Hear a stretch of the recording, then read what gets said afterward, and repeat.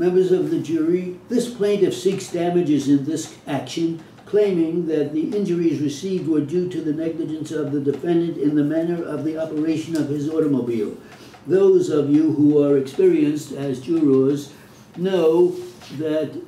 there are two critical things that must be proven by a plaintiff before that plaintiff can recover in a negligence action. First, it must be established here by a fair preponderance of the evidence that the injuries complained of came along solely through the negligence of the defendant. Secondly, it must be established by the plaintiff that the plaintiff was free from any contributory negligence. If there is a failure of proof on those two subjects, the plaintiff cannot recover. On the subject of contributory negligence, I must instruct you that the law views contributory negligence where a child is involved as the actor in a different way from where a grown person or a person of mature years is involved. Usually, the view is that if a child has reached the age of 11 to 12 years, it is supposed to be old enough to take care of itself and exercise reasonable care in using the streets. But if a child is younger than that, this child having been about 6 at the time of the accident, then the law imposes upon that child only that degree of care in handling itself, which would naturally be attributed to a child of that age and that presumed intelligence and ability.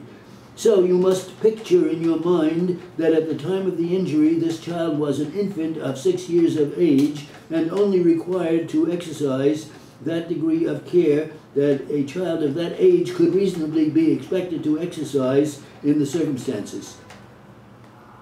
This child testifies that before leaving the sidewalk, she looked and that she had been instructed by her mother always to look to see if any vehicles were approaching before crossing the street.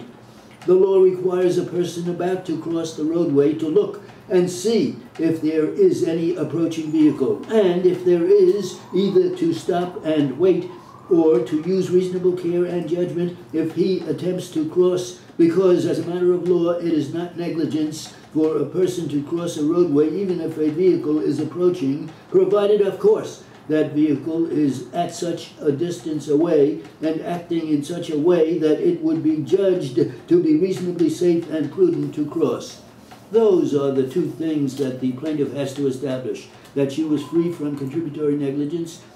on the basis that I have instructed you, and secondly, that the accident came about solely by reason of the negligence of this defendant. The testimony offered by the plaintiff is that this child was accompanied by her older sister, who was then 10 years of age, and she was leading her to school. On the way, they decided to stop at a fruit store across the street, and they did cross the roadway, and they had gotten past the center line of the roadway when this vehicle, coming at a high rate of speed according to witnesses, bore down upon them, swerved, in fact, to the left, reaching over to the south side of the roadway, the southerly curb, so that the vehicle struck the child with its right bumper, according to the witnesses, knocking this child down, and as the car swerved, the rear wheel passed over its chest or abdomen, and she sustained injuries.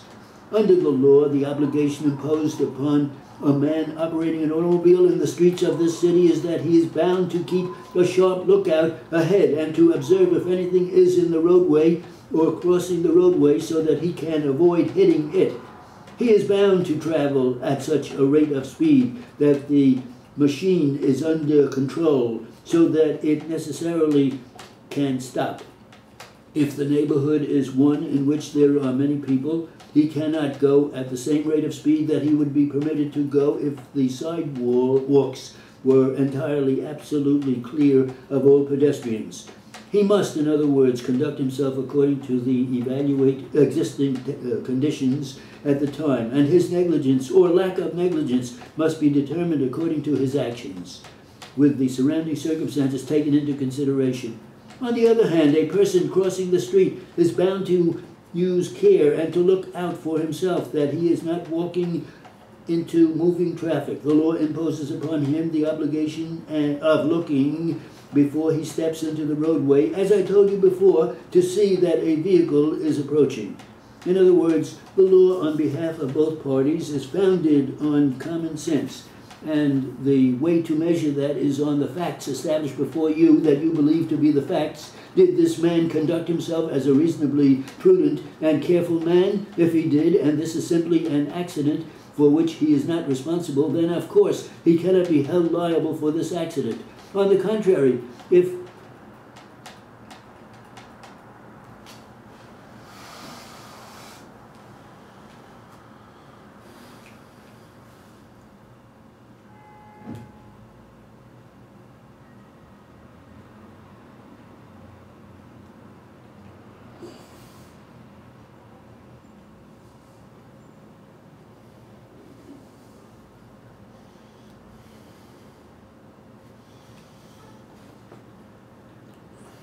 How fast was that one?